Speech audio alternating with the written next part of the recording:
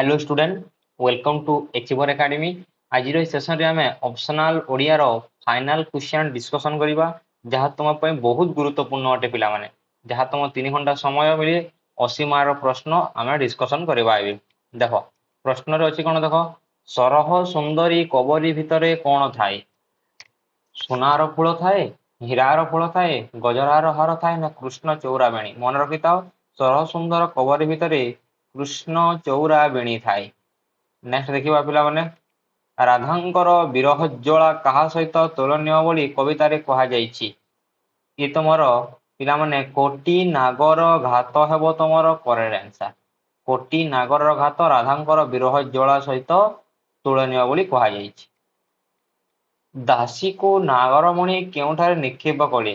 दासी को नागरमणि तुमर काम सिंधु पानी को निक्षेप कले। पिला माने काम सिंधु पानी को निक्षेप कले। कम समय अच्छी, सबु सांग माननकु तमे शेयर कर दियो पिला माने। नेक्स्ट देखिबा परवर्ती प्रश्न, एक मार्क रो दुईटी प्रश्न तुमर। सरह सुंदरी केउथिरे मस्तकजको बांधिबार क्षमता रखितिला? सरह सुंदरी तुमर मांकड़सा सुतारी। तुमर मांकड़सा तुमर सुतारी। नेक्स्ट प्रश्न, शिशुपाल विवाह नकरी काहींकी फेरीगला? चंडी मंदिर कन्या रुक्मिणी को कृष्ण हरण करिवारो। मन रखिता, रुक्मिणी को कृष्ण हरण करिवारो। कृष्ण हरण करिवारो चंडी मंदिर। नेक्स्ट 40 ରୁ 50 प्रश्न, 2 मार्क प्रश्न। कवि बलराम दास को 2 खंड पुस्तक तुम लिखिब जगमोहन रामायण, जगमोहन रामायण, दांडी रामायण हला। नेक्स्ट देखो, विदेह पथ संगाली किए हेबा बोली राधा का कहिजंती? ए प्रश्न देखिबो तमे। लेखा लेखक लिखिबो, लेखा लिखिबो, लेखक भी लिखिबो। नेक्स्ट, बैलोचन मृत्यु किपरि हला? देखिबो बैलोचन मृत्यु केमिति हला। के कारण कृष्ण अनुग्रह राधांको कपाल लिहित बोली से कहिजंती? इंपोर्टेंट क्वेश्चन, याकू जमारो मिस कर नाही। ए प्रश्न तमे निश्चित भावे देखिबा को पाइबो। नेक्स्ट देखिबा, जगमोहन रामायण, जगमोहन रामायण बलराम दास को किपरि एक मौलिक सृष्टि? बढ़िया प्रश्नटी। किणिथिले विनाशन्ते केही सेवकी, राधा कहीं एक कथा कहिजंती? या देखिबो, शुक्राचार्य को केउ उद्देश्य रे बामन रूपी विष्णु पणा करिथिले? ये देखिबो। नेक्स्ट देखिबा, लॉन्ग क्वेश्चन तो ऑलरेडी तुमको सिलेक्शन क्वेश्चन देइथिली। तुमको ऑलरेडी सिलेक्शन क्वेश्चन मु देइछि लॉन्ग रो। जो माने भी देखि ना हो, डिस्क्रिप्शन रे लिंक अछि, एबे भी जाई कि तुमे देखि पारिबो।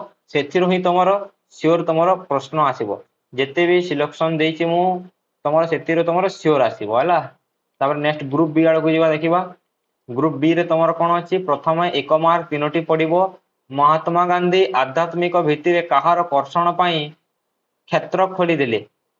आत्मविश्वास, आत्ममर्यादा, आत्मविश्वास, आत्मबल ना आत्मधन? ये हबो तुमरो आत्मबल।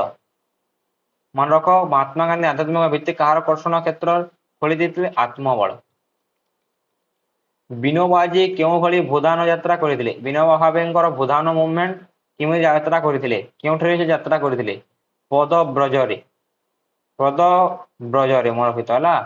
एक सचेतन सदिच्छार विषय कोन? एक सचेतन सदिच्छार विषय होउछि तमरो भातृत्व भाव। भातृत्व भाव पिला माने मन रहिला।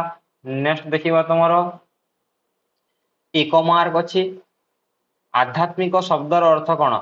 आध्यात्मिक शब्दर अर्थ होछि जीवात्मा संक्रांत, अर्थात जहा जीवात्मार शारीरिक मानसिक क्रिया प्रक्रिया रु जात।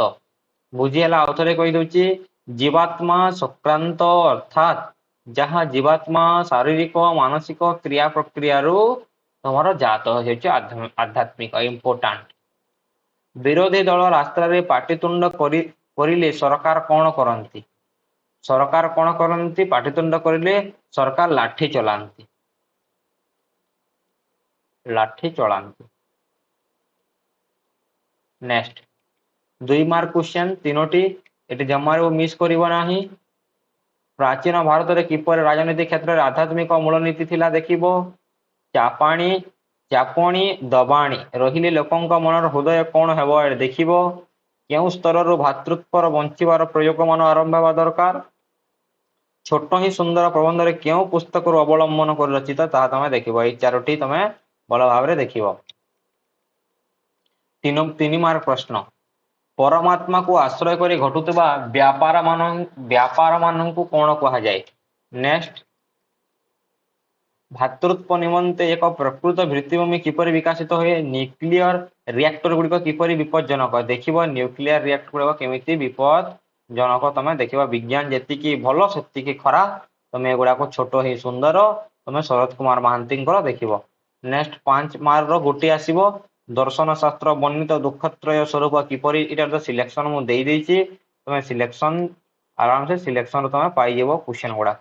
ନେକ୍ସଟ ଦେଖିବା ପରବର୍ତ୍ତୀ ସି ନମ୍ବର ଗ୍ରୁପ ସି ଆଡକୁ ଆମେ ଯିବା। କେଉଁ ନୀତି ବଳରେ ଦୁର୍ଯ୍ୟୋଧନ ବଡ ପୁଅ ନେତା ହେବା ପାଇଁ ଉଠେଇ ଚାଲିଛନ୍ତି? ତମର କେଉଁ ନୀତି ବଳରେ? ଏ ହେବ ତମର କୂଟନୀତି ବଳରେ। ଚୂଡାମଣି ପ୍ରତିଦିନ ବାଥରୁମ ଆସି ଅନ୍ତତଃ କେତେ ସମୟ ପାଇଁ ଚଣ୍ଡୀ ପାଠ କରନ୍ତି? ମାତ୍ର ତମର ଘଣ୍ଟାଟି ମନେ ରଖିଥ। ମିଷ୍ଟର ଚୌଧୁରୀ କେତୋଟି ସନ୍ତାନର ପିତା? ମିଷ୍ଟର ଚୌଧୁରୀ 5ଟି। ନେକ୍ସଟ ଦେଖିବା। କେଉଁ ପୁତ୍ରର କଥା ପଡ଼ିଲେ ଦୁର୍ଯ୍ୟୋଧନ ଭାବ ପୂର୍ବରୁ ଲଜ୍ଜିତ ମନେ କରୁଥିଲେ? ଦେଖିବ। ମିଷ୍ଟର ଚୌଧୁରୀ ଜନ୍ନି ଆଦୌ ଟଲରେଟ୍ କରିପାରନ୍ତି ନାହିଁ ବୋଲି କିଏ କହିଲା? ଦେଖିବ ଏଇ 2 ପ୍ରଶ୍ନ। କାହା ହାତକୁ ନମସ୍କାର କରିବା ଭଙ୍ଗୀ ରଖି ସୂତା ବାନ୍ଧି ଦିଆଗଲା? ଦେଖିବ। ସଭ୍ୟତାର ନନ୍ଦିଘୋଷ ପ୍ରସଙ୍ଗ କାହିଁକି କୁହାଯାଇଛି? ଏହା ଦେଖିଦିଅ। ପକ୍ଷାଘାତ ଗଳ୍ପରେ କେଉଁ ଚିତ୍ର ପ୍ରତିଫଳିତ ହେଉଛି? ଏହା ତମେ ଦେଖିଦିଅ ପିଲାମାନେ। ତାପରେ 3 ମାର୍କ ବି ଦେଖିଦବ। ଯେତିକି ବି ଦଉଛି ତମେ ଭଲ ଭାବରେ ଟିକେ ଏକ୍ଜାମ ପୂର୍ବରୁ ଦେଖିବ ହେଲା। ଦୁର୍ଯ୍ୟୋଧନ ବାବୁଙ୍କର ବଡ ପୁଅ ତାଙ୍କର ଗୋଡ ଘଷି ଦେଉଥିଲେ କାହିଁକି? ନେକ୍ସଟ ଦେଖିବା ପିଲାମାନେ। ତାପରେ ଦେଖ ତମର ଅଛି କଣ? ସେଦିନ ପିକନିକ ସରଳା କଣ କରୁଥିଲା? ମେଳାନ କୋଳିଆ କଣ? ଏହା କେଉଁ ପ୍ରସଙ୍ଗରେ କୁହାଯାଇଛି? ଦେଖିବ। ବାଉଁଶରାଣୀ କ୍ଷୁଦ୍ର ଗଳ୍ପ ଭେରି ଇମ୍ପୋର୍ଟାଣ୍ଟ। ବାଉଁଶରାଣୀ କ୍ଷୁଦ୍ର ଗଳ୍ପ ଦେଖିବ। ଏଇଟା ଅବସର ଗ୍ରହଣ କରିବାର ତୃତୀୟ ଦିନ ଦୁର୍ଯ୍ୟୋଧନଙ୍କ ଜୀବନ କଣ ଘଟିଲା? ଦେଖିବ। ତାପରେ ଦେଖିବା ତମକୁ ଅଳଙ୍କାର। ମୁଁ ତ ଅଳଙ୍କାର ଦେଇଛି। ଅନୁପ୍ରାସ ଅଳଙ୍କାର ଇମ୍ପୋର୍ଟାଣ୍ଟ ଅଟେ। ମୁଁ କହୁଛି ଅନୁପ୍ରାସ ଇମ୍ପୋର୍ଟାଣ୍ଟ, ଶ୍ଲେଷ ଇମ୍ପୋର୍ଟାଣ୍ଟ, ବିଭାବନା ଇମ୍ପୋର୍ଟାଣ୍ଟ, ଉପମା ଇମ୍ପୋର୍ଟାଣ୍ଟ। ଏଇ 4ଟି ଜମାରେ ମିସ୍ କରିବ ନାହିଁ। ଏଇ 4ଟି ଭିତରୁ ତମେ ସିଓର ସଟ୍ ପାଇଯିବ। ତାପରେ ଦେଖିବା ସ୍ୱର ସନ୍ଧି କାହାକୁ କୁହାଯାଏ? ସ୍ୱର ସନ୍ଧି କାହାକୁ କୁହାଯାଏ ପିଲାମାନେ? ଦେଖ କଣ? ତମର ପରସ୍ପର ସନ୍ନିହିତ 2ଟି ସ୍ୱରବର୍ଣ୍ଣର ମିଳନ ଦ୍ୱାରା ଯେଉଁ ସନ୍ଧି ହୁଏ। ପରସ୍ପର ସନ୍ନିହିତ